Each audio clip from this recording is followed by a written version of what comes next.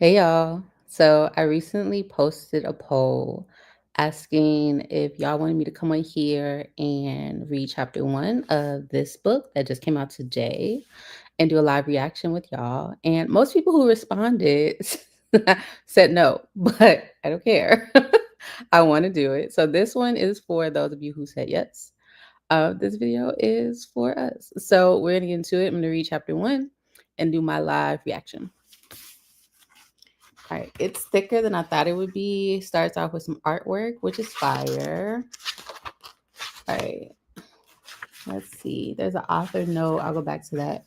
But it does start off with a quote by Mary McLeod Bethune. It says, "A woman is free if she lives by her own standards and creates her own destiny." I love that. And I believe that to be true. When I think of a good life, I think of freedom. So let's get into Hendrix. Hendrix is my favorite character. I want to say that now. And so this is the last book in the Skyland series with my favorite character. So I want to see if it's going to be all the things I want for Hendrix. So we start with the prologue. Hendrix. The front door stands wide open. That has always meant a warm welcome at the two-story traditional house where I grew up. But now the sight makes me shiver more than the chilly wind of Christmas Eve whistling in my face. Is this it? The Uber driver asked, watching me stand in the driveway with my rolling suitcase. Yeah. Uncertainty colors my voice and probably my expression if the driver's "can I go now" face is anything to judge by. This is it. Thanks. But is this home? The slightly overgrown lawn and uneven hedges would never have been tolerated by my mother in all the 40 years of my life. The garage door is up, and Mama's pride and joy shortcake, her pearl colored Lincoln MKC, is parked there. Mama wouldn't leave her baby exposed like that. Something's wrong. Something's been wrong for a while. I haven't exactly ignored it. I'm not one to bury my head in the sand, but I did hope it wasn't as bad as I expected. There are worse things to be guilty of than hope, but right now I can't think of them.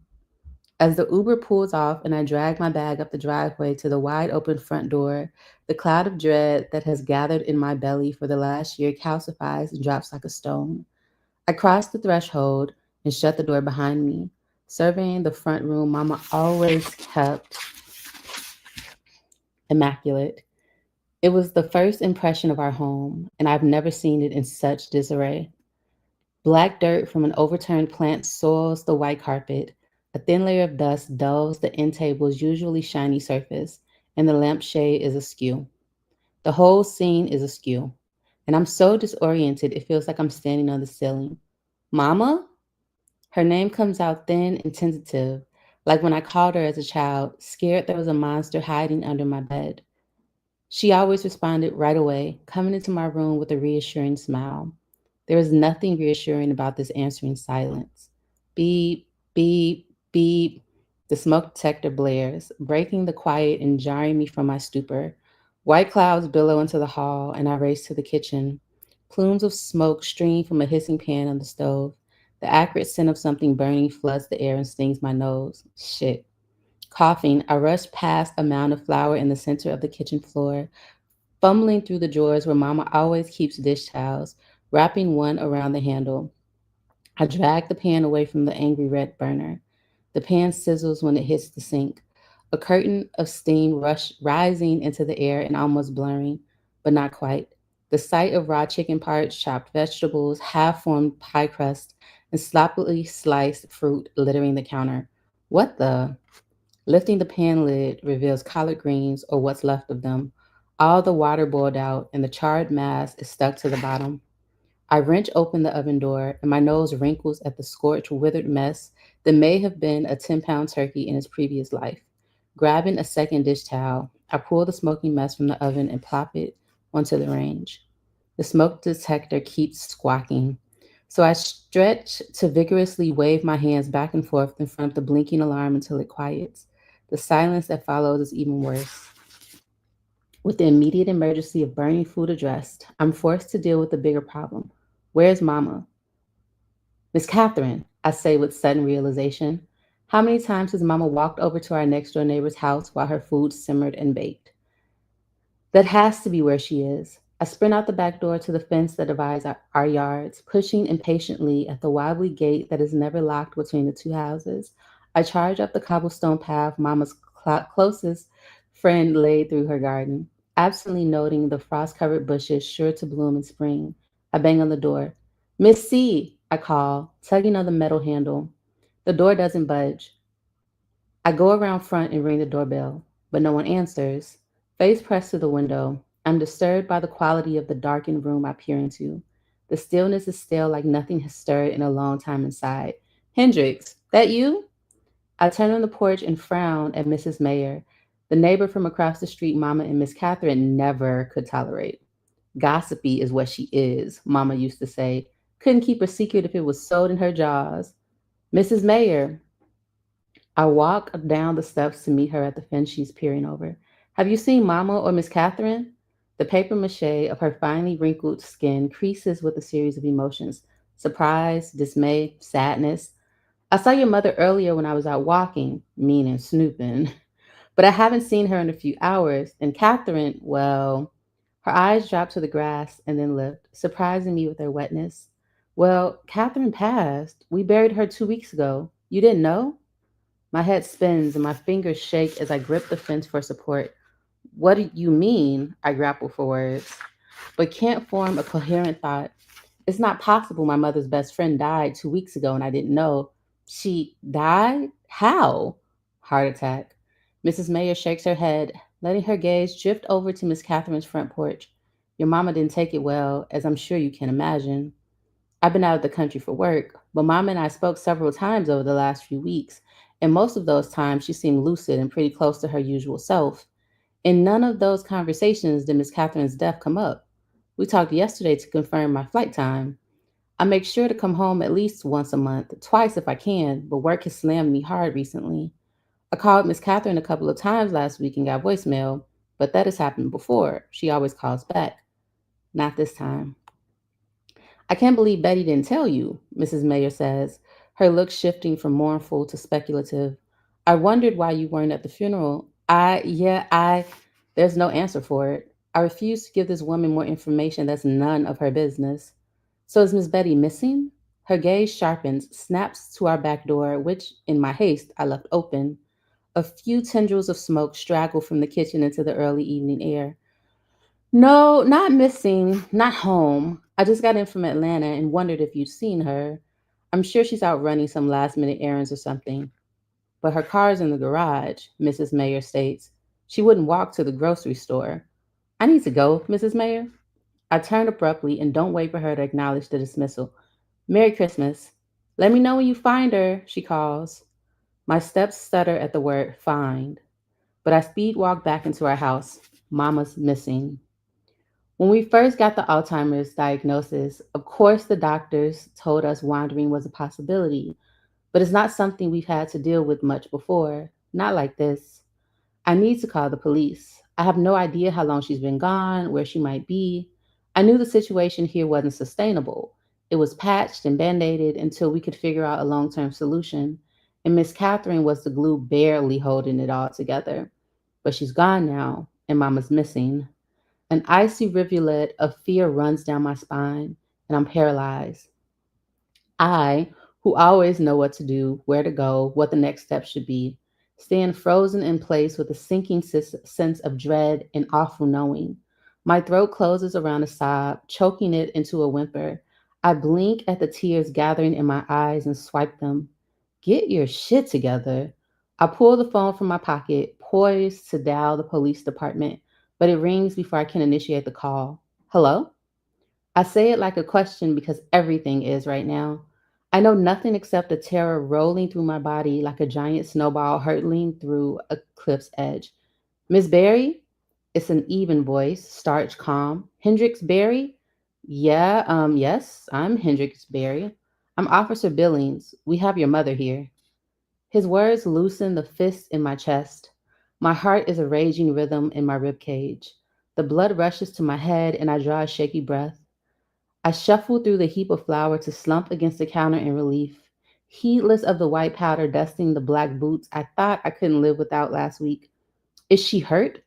My voice cracks under the strain. She's fine, Officer Billings replies, his tone professional, but not unkind. A little confused, but doesn't seem to be worse for wear. Your information was in her purse and written on her hand. Where is she? I grabbed Mama's car keys from the hook on the wall by the fridge, already on my way to the garage. At the police station? No, we're at an old plaza off Plymouth Avenue. The one where the Dollar General used to be? I frowned, starting the car and peeling out of the driveway like I'm being chased by goblins. Yeah, that's the one. Security guards saw her wandering around the parking lot. The address? I know where it is. I changed lanes, barely checking for oncoming traffic. I'm only about 5 minutes away. Can you? We'll be here until you arrive. Thank you. I barreled through a yellow light, glad that most people on this side of town seemed to be off the streets this late on Christmas Eve. Tears tracked a hot streak over my cool cheeks. Stop, I snapped, swiping impatiently at the wetness. Mama will be upset enough without seeing you all broke down. But broke down is exactly how I feel. Like every wall, everything that has been holding me up, holding my fears back, collapsed when I saw the chaos at the house. I pull into the parking lot and it's like stepping back in time, except years ago, this plaza was the thriving center of our community. I'd be here with Mama all day on Saturdays, roaming from Cato to Lee's Barbecue to the small bookstore at the end of the row whenever I wasn't helping in her bakery, Sweet Tooth. The pastel cupcake sign that used to grace Mama's shop is long gone. A hardware store took over when she had to shut down, but even that store has left the plaza. The sign hanging up now says for lease. A haze of disuse shrouds the lonely plaza. Even the few vehicles in the parking lot seem not so much parked as put out to pasture. I spot the squad car right away and pull up beside it, not even bothering to turn off Mama's car. I slam into park and jump out, leaving the driver's door open. The police officer leans against the car, but I glimpse Mama in the back seat and my heart clenches. Once, when I was 16, the cops picked up some of my friends and me for cruising.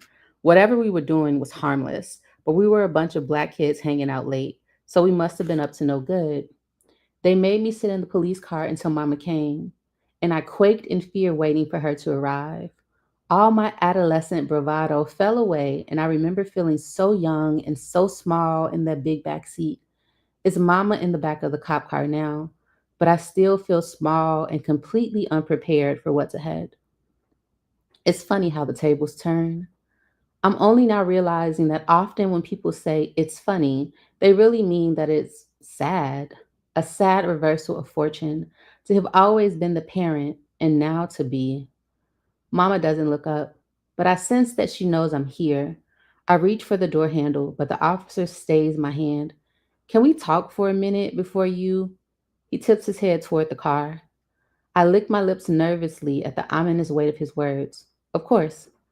This was in her purse. He extends a slip of paper to me. If lost, call my daughter, Hendrix Berry. My cell phone number is scribbled at the bottom. If lost, as if she's a misplaced item, something that could be easily returned. Only I don't think anything can bring my mother back. Not ever really again. That's how we found you so fast, the officer continues. I checked the records though, and we've had a few calls about her before. She seems a little disoriented this time. In the past, we called a Catherine Simmons.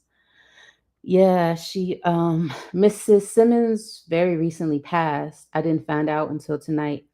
What's your mother's condition? He asked, eyes trained on my face. Alzheimer's. The word still feels unfamiliar, the hard consonants of it scraping against my teeth and tongue. She was diagnosed last year, early stage, and it's been manageable. I live in Atlanta, but she didn't want to move there. She wants to stay here, to stay home, and we agreed only because she had Catherine. Can I be frank? Officer Billings asked, barely waiting for my nod before going in. In cases like this, social services will step in and tell the family that if you don't make some kind of arrangements, you'll be held responsible if anything happens to her or to someone else. Arrangements, as in, she can't live alone anymore, Miss Berry. What that looks like, you and your family will have to determine, but this can't continue, not just because it's disruptive for us, but for her own safety. It's nothing I didn't know, but it's a tidal wave.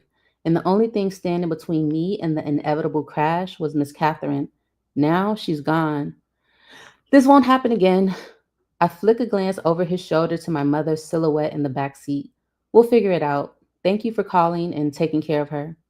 He offers a brief nod and opens the door. Mama, I say, smoothing the distress of the last hour from my tone. Let's go home. The eyes my mother lifts are familiar because they are the same deep shade of sable brown I meet in the mirror every morning, but they are foreign in their vacant bewilderness. Huh? Mama says, asks. Let's go home, I repeat, taking her elbow gently, helping her out of the car. I swallow a gasp at my first clear sight of her under the parking lot lights. Her hair is matted in places. Dark circles smudge under her eyes. She shivers, pulling the housecoat over the lounge pants I've never seen her wear beyond the privacy of our home. Her tennis shoes are mixed matched, and she smells. That is maybe the most heartbreaking detail of this scenario. My mother, who is always showered morning and night, smells like she hasn't showered in days. Come on, Mama, I say, taking her elbow and guiding her to the passenger seat. I go to fasten her seatbelt, but she knocks my hand away. Hendrix Ray, she snaps, her voice low and indignant, defiant. I'm not a child. I much prefer her irritation, even her anger over the lost look in her eyes moments ago. Yes, ma'am, sorry. I climb behind the wheel and start the car, but don't leave even once the officer does. I need to know, why'd you come here, Mama? She stares at the hands in her lap, blinking rapidly. I got confused. I thought her lips her lips clamp on whatever she was about to admit, and strain tightens the skin around her eyes. Your store, the bakery, used to be here. I cast the statement like a hook, fishing for the answers that will make sense of this. Can you please tell me why you came here, Mama? She squeezes her eyes shut and dips her head, shame in her trembling mouth and the tears like crystals on her bottom lashes. The silky belt of the robe is twisted into her clenched fist. She can't bring herself to admit it, but I know my mother came here tonight to open up her bakery, the one that's been closed for more than a decade. It's getting worse. And even being as involved as I have been in taking and talking to her regularly as I do, I didn't know. How could I not know? After pulling Shortcake into the garage, I get out and head for the door to the house. But Mama stays in the front seat, her eyes trained ahead. Mama, I say, stopping beside the passenger door and open it. You coming in? No. She wraps her arms around herself and shakes her head vigorously. No, no, no. They'll come back. Mama, no one is here. No one is coming back. They come at night sometimes. Eyes wide and wild. She lowers her voice, casting a furtive glance at the front door. They took my underwear, Ray. They go through my cabinets and refrigerator. They steal from me. I get scared. No one's gonna hurt you, Mama. I swallow past the hot lump swelling in my throat. I won't let anyone hurt you ever, okay? You're not here. Her bottom lip quivers as she squeezes her eyes shut. No one is here anymore. They're all gone. Her mother, her best friend, her husband, all gone. One of the hardest parts of aging is being the one still standing when everyone else has found their peace lying down. And Mama has seen so many go. Guilt washes through me, cresting in frustration and shame. I wasn't here. I live hundreds of miles away. I'm here now, I say, leaning against the open car door. Come inside with me so we can eat Christmas dinner. What's left of it. She peers past me to the door, apprehension painting lines around her mouth and eyes. You sure the coast is clear? I'm sure. I extend my hand to help her climb out of the SUV. When we enter the kitchen, I stop short, shocked to see the flowers swept up, the counters clear, a window open, letting in cool, fresh air to dispel the smoke. For a moment, I wonder if Mama's delusion has some merit. When the kitchen door swings open, Aunt Geneva, I press a hand to my racing heart. I forgot you were coming. That's obvious, grumbles my aunt, a retired elementary school teacher, walking over to the pantry and putting away the broom. Home wasn't even locked up. Betty, you forgot I was coming? Aunt Geneva, my mother's older sister, wasn't around very much when I was growing up. In their 40s, they had a falling out over land my great aunt left them, one of those silly family spats that blows up and takes years to sort through. It's only over the last 10 or so years they've started truly repairing their relationship. I didn't forget, Mama says, her face held stiff. How could I forget you were coming in from Virginia? Aunt Geneva's sharp glance assesses Mama's unkempt appearance and then flicks to me. Our eyes hold, and the knowledge that Mama definitely forgot passes between us. Sissy, Mama whispers, her voice shaking and a solitary tear streaking down her face. I didn't forget. I wouldn't forget. How could I? Aunt Geneva crosses the kitchen in a few strides, pulling Mama close to her chest like the little sister she is in that moment, stroking her back and patting her hair. Of course you didn't forget, Bet, Aunt Geneva whispers, and it don't matter either way. She meets my eyes over Mama's head and says as much to me as to herself, 'cause I'm here now. Mama's Christmas meal is obviously unsalvageable. While Aunt Geneva cooks breakfast for dinner, eggs, pancakes, grits, toast, hash browns, sausage, and bacon, I get Mama settled. First order of business is a shower. Then I do a quick wash and blow dry for her hair, oiling her scalp and using the rollers she prefers. She's been pretty quiet since we got home, as if she's withdrawn into a safe place in her head, a quiet spot where no one expects her to remember or respond. Even still, I keep up a steady flow of one sided conversation, every once in a while humming her favorite, This Christmas, loves herself some Donny Hathaway. Y'all come on and eat, Aunt Geneva calls up as I'm sliding the last roller into Mama's hair. For this gets cold. At the table, we all punish our food, stabbing, jabbing, and pushing it around our plates in the stilted silence of the dining room. So different from the holidays of years past, where the laughter and Christmas music made it so you couldn't hear yourself think. But that was fine because all you needed to do was laugh and eat. Mama picks at her eggs for a while and then, claiming fatigue, rises and slips off to her room. I'd usually try to coax her to stay, but I can practically see words burning a hole in the tip of Aunt Geneva's tongue. We need to talk. She says as soon as Mama's footsteps are on the stairs, fade. As soon as Mama's footsteps on the stairs fade and her bedroom door snicks closed behind her, I know. I raise a strip of bacon to my lips for a disinterested bite. I didn't find out about Miss Catherine until today, that she had passed. Me neither. Aunt Geneva whooshes out of breath and shakes her head. I even asked Betty last time we talked about Cat. She was vague, didn't sit right with my spirit, but I didn't press. I should have pressed. I reach across the table and cover her hand with mine. Don't beat yourself up. We'll both be more vigilant from now on. Apparently, there have been a few incidents with the police department. I relay what the cop told me and the not so subtle warning about social services getting involved unless we address Mama's living situation. A lot has to change, I conclude. She can't go on like this. You already know she ain't leaving this house till she absolutely has to, Aunt Geneva says, taking a sip of lemonade. Took 30 years to pay off this mortgage. She's lived here for a long time. When you're losing your memory, being in a place where your life happened, where the past is at your fingertips, is important, is reassuring. You're right. I rub my temples, resignation like a vice around my head. It'll be hard to run my business from here. Everything's based in Atlanta. Most of my clients are there, but I'll figure it out. No, ma'am. And Geneva's gaze connects with mine across the table. Compassion swirls in the dark brown of her eyes. You don't have to uproot your life that way, Hendrix. I have to be with her. She needs. The enormity of the journey ahead, with its inevitable tragic end, overwhelms me.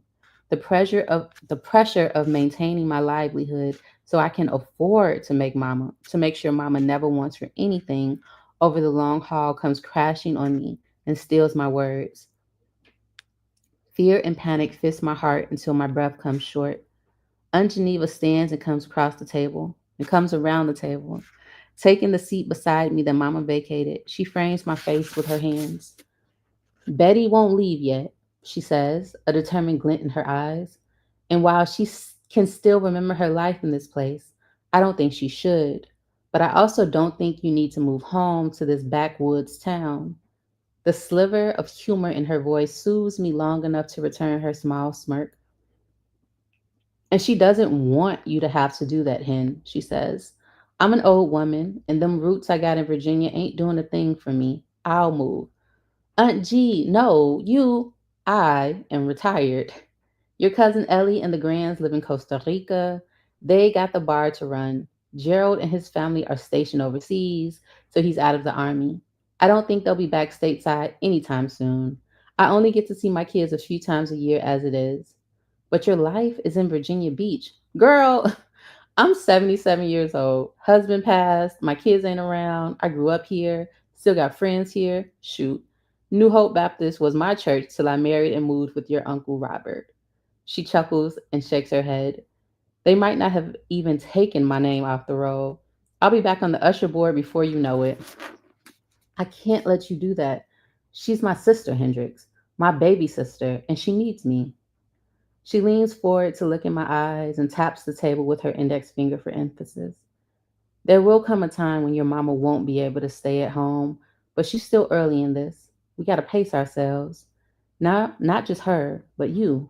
Things will get worse, and we'll face another set of decisions, harder decisions, but we're not there yet. I think you can stay in Atlanta, run your business and your life without much disruption, and come home every chance you get. The idea floats through the chaos of my thoughts, taking a few seconds to settle in. Aunt Geneva's plan will require many adjustments in how I run the business, how I run my life, but not as much as having to be here all the time would. It would be a temporary compromise we can all live with. It's probably the best we can do for now, but guilt still gnaws at my insides. Don't let that guilt eat you alive, Aunt Geneva says. I stare at her, amazed how she and Mama sometimes seem to pluck the thoughts right out of my head. How do y'all do that? I chuckle. I couldn't get away with nothing growing up because it seemed like Mama was always two steps ahead of every lie I tried to tell. We got discernment. Aunt Geneva replies with a wink and a smug smile. God gonna always tell on you. We both laugh at that, though I'm not sure she's joking. If there's one thing Mama and Aunt Geneva have always taken seriously, it's church. Are you sure? I ask, the flash of humor squashed by the returning weight of worry. There is very little I've been sure of since Betty was diagnosed, Aunt Geneva says, blinking away tears. But coming to live with my sister and taking care of her as long as I can, I've never been more sure of anything in my life. She pulls me close and tucks my face into the curve of her neck. My tears soak her shirt like I'm a child again. I can't help but think of Mama tonight, the small figure in the back seat of that police car. It's funny how the tables turn. Right now, I wish I could go back to being that child who counted on Mama and Daddy for everything. So far from the woman I've become, who runs the world around her with a steady hand. I'm barely standing on wobbly legs with a trembling heart, but I cannot afford to fail, and I won't let her down. The tables have turned, and now Mama's the one counting on me. Oh, that was so good. I really like that. I feel like we don't know anything about Hendrix. I feel like we know that she has to go home. We know her mother has been sick, but to actually get that like view into that world in that chapter one was really good. And I'm excited to keep reading. So I hope y'all enjoyed this read along. I hope that y'all are reading it. If you are, let me know. But yeah, I really, really enjoyed it. And I'm looking forward to reading it. I'm in the mood for a romance. I recently finished Just Right by Sean. That has some romance elements, but I'll get into that when I do my April and May wrap up. It's probably gonna be one video because I haven't gotten to my April wrap up and we're in the middle of May. So I'll probably do those together later on this month. But I think I'm gonna keep reading this and see where this goes. I'm excited for Hendrix and I want to see what happens. But yeah, that's it. That's what I wanted to come and do. I hope that y'all have a good night.